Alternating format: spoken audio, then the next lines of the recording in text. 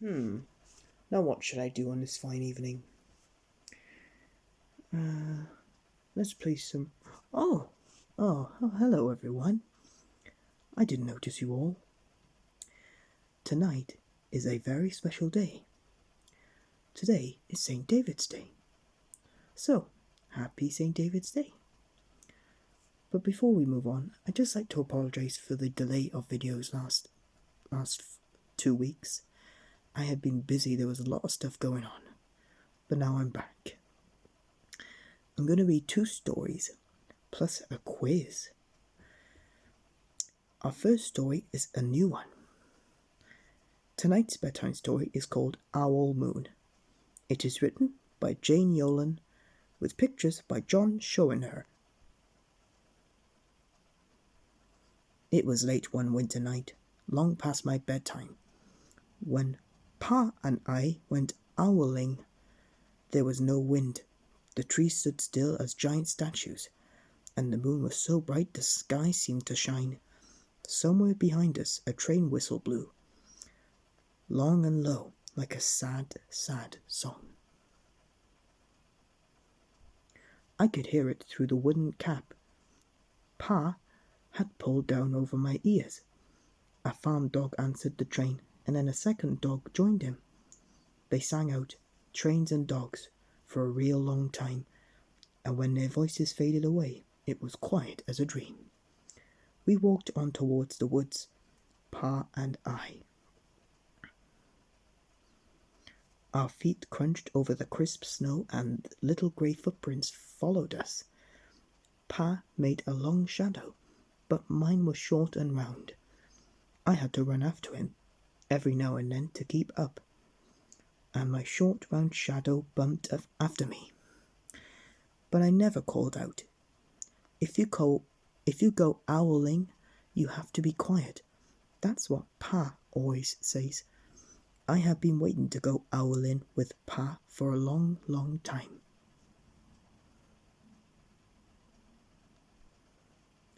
We reached the line of pine trees, black and pointy against the sky, and Pa held up his hand. I stopped right where I was and waited. He looked up, as if searching the stars, and as if reading a map up there. The moon made his face into a silver mask. Then he called, "Hoo, hoo, hoo, hoo, hoo, hoo!" The sound of a great horned owl. Hoo, hoo, hoo, hoo, hoo, hoo.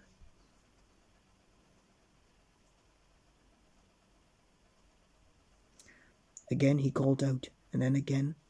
After each call he was silent, and for a moment we both listened. But there was no answer. Pa shrugged, and I shrugged. I was not disappointed. My brothers all said sometimes there's an owl and sometimes there isn't. We walked on. I could feel the cold, as if someone's icy hand was palmed down on my back, and my nose and the top of my cheeks felt cold and hot at the same time. But I never said a word. If you go owling, you have to be quiet and make your own heat. We went into the woods. The shadows were the blackest things I have ever seen. They stained the white snow. My mouth felt furry, for the scarf over it was wet and warm. I didn't ask what kind of things hide behind black trees in the middle of the night. When you go owling, you have to be brave.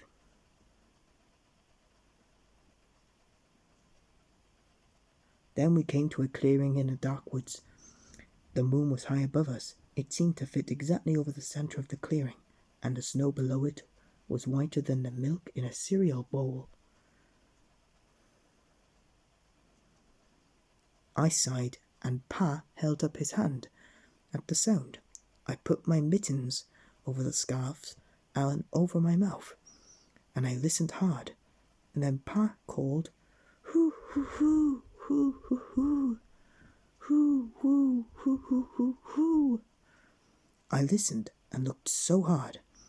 My ears hurt and my eyes got cloudy with the cold. Pa raised his face to call out again, but before he could open his mouth, an echo came. An echo came threading its way through the trees. Hoo, hoo, hoo, hoo.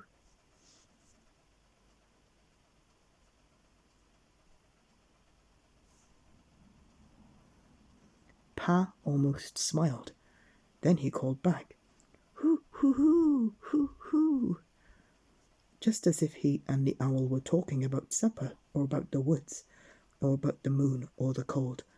I took my mitten off the scarf and off my mouth, and I almost smiled too. The owl's call came closer, from high up in the trees, on the edge of the meadow. Nothing in the meadow moved. All of a sudden, an owl shadow, part of a big tree shadow, lifted off and flew right over us.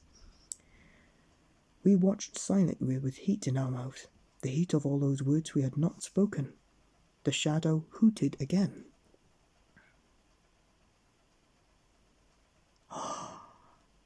Pa turned on his big flashlight and caught the owl just as if it was landing on a branch. For 1 minute, 3 minutes, maybe even 100 minutes, we stared at one another. Then the owl pumped its great wings and lifted off the branch like a shadow without sound. It flew back into the forest. Time to go home, Pa said to me. I knew then I could talk. I could even laugh out loud. But I was a shadow as we walked home.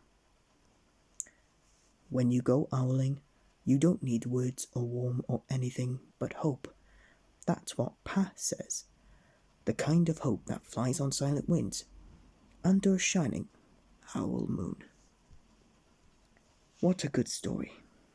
Time for our second one.